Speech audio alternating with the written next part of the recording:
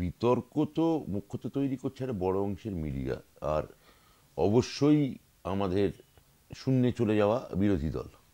দেখুন, ঘটনাটা যেটা ঘটেছে তার দুটো বিষয়ে যদি আমি বলি তাহলে আপনি বুঝতে পারবেন। দুটো অ্যাঙ্গেল আছে আপনাদের নিউজের ভাষায়। একটা অ্যাঙ্গেল হচ্ছে যে একটা এজিএম চলছে, অনুমতি নিয়ে চলা এজিএম, বৈধ এজিএম, একটা ওয়েবকুপা নামক একটি অধ্যাপক সংগঠনের একটি সভা চলছে।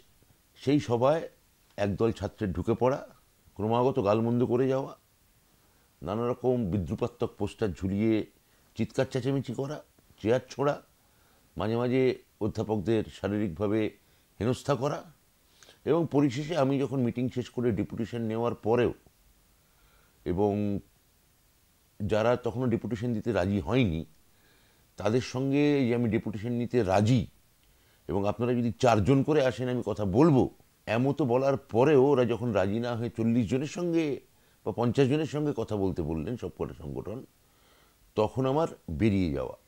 এইটা হচ্ছে একটা অ্যাঙ্গেল।